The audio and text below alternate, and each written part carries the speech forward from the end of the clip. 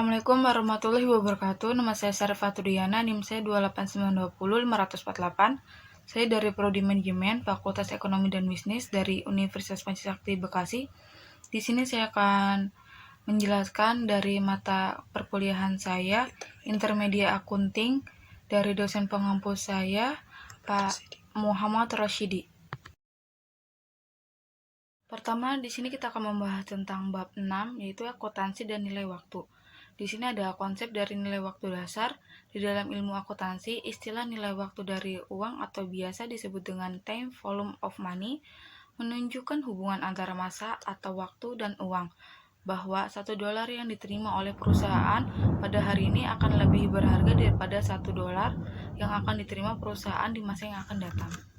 Selanjutnya di sini ada aplikasi konsep nilai waktu terdiri dari 8. Yang ke-1 ada wesel, kedua list, ketiga ada pensiun dan tunjangan pasca pensiun lainnya, keempat ada aktiva jangka panjang, kelima dana pengelunasan, keenam penggabungan dinas, ketujuh ada pengungkap, kedelapan ada kontrak angsuran. Selanjutnya ada sifat bunga. Bunga atau yang biasa dikenal dengan sebagai interest merupakan pembayaran yang digunakan sebagai pemakaian atas uang. Bunga adalah suatu kelebihan atas kas yang diterima ataupun dibayar kembali di atas jumlah pokok pinjaman atau yang disebut dengan prisikal. Selanjutnya di sini ada bunga sederhana. Bunga sederhana atau yang biasa dikenal sebagai simple interest hanya dihitung pada jumlah yang merupakan pokok pinjamannya. Jumlah dari bunga ini adalah suatu pengembalian jumlah pokok sepanjang satu periode operasi perusahaan. Selanjutnya di sini ada bunga majemuk. Bunga majemuk atau yang biasa disebut sebagai compound interest akan dilakukan perhitungan atas suatu pokok pinjaman dan juga setiap bunga yang dihasilkan oleh perusahaan akan tetapi belum dibayarkan dan masih terhutang. Di sini selanjutnya ada variabel-variabel fundamental terdiri dari 4. Yang ke-1 ada suku bunga, kedua jumlah periode waktu, ketiga nilai masa depan, keempat nilai sekarang. Selanjutnya di sini ada anuitas. Anuitas dapat diartikan dengan sebuah rangkaian dari proses menerima ataupun membayar yang jumlahnya tetap dan dilakukan berkala dalam suatu jangka waktu yang telah ditentukan. Anuitas dibedakan menjadi 2, yaitu anuitas biasa dan anuitas jatuh tempo. Selanjutnya di sini ada pengukuran nilai sekarang. Compense estimation no 7 memperkenalkan pendekatan arus kas yang diharapkan atau yang disebut dengan expected cash flow approach yang menggunakan berbagai arus kas dan menggabungkan probabilitas dari arus kas. Yang ke-1 ada suku bunga murni yang terdiri dari 2% hingga 4%. Kedua ada suku bunga yang diharapkan dari 0% hingga 5%. Yang ketiga ada suku bunga resiko kredit yang terdiri dari 0% hingga 5%. Selanjutnya di sini kita akan membahas tentang bab 7 yaitu kas dan piutang. Kas merupakan sebuah aktiva keuangan, juga instrumen keuangan. Instrumen keuangan merupakan kontrak yang memberikan kenaikan aktiva keuangan dari suatu entitas dan sebuah kewajiban keuangan atau bunga modal dari entitas lainnya. Selanjutnya ada pelaporan kas. Berikut merupakan masalah-masalah yang berhubungan dengan pelaporan kas. Terdiri dari 3. Yang ke-1 ada equivalent kas, kedua overdraft bank, ketiga ada kas yang dibatasi atau restriktif.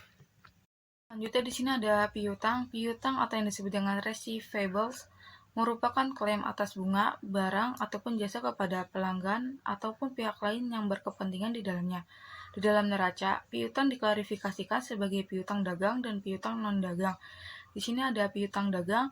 Piutang dagang atau yang disebut dengan trade receivables adalah jumlah barang maupun jasa yang terhutang oleh pelanggan.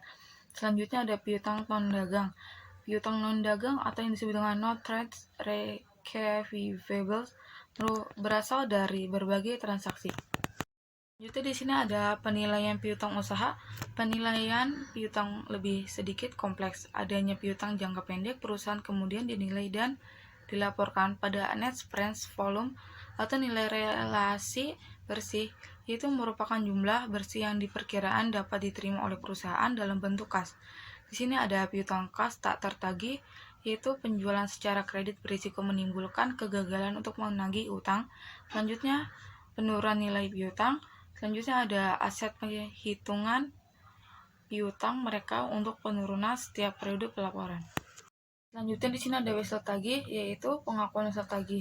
Suatu wesel tagih didukung oleh adanya suatu proses atau yang dikenal dengan promissory notes formal, yaitu merupakan suatu janji yang tertulis oleh melakukan pembayaran sejumlah uang tertentu pada tanggal tertentu di masa yang akan datang.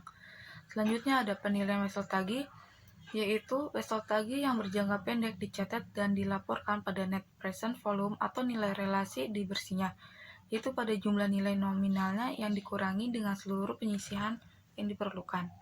Selanjutnya di sini ada rasio perputaran uang. Rasio perputaran uang seringkali digunakan untuk mengevaluasi likuiditas piutang usaha yang dimiliki oleh perusahaan. Rasio repurita piutang dapat mengukur berapa kali secara rata-rata piutang yang berhasil ditagih dalam satu periode operasi suatu perusahaan. Mungkin cukup sekian dari saya, kurang lebihnya mohon maaf bila ada kesalahan kata. Wabillahi taufiq walhidayah. Wassalamualaikum warahmatullahi wabarakatuh.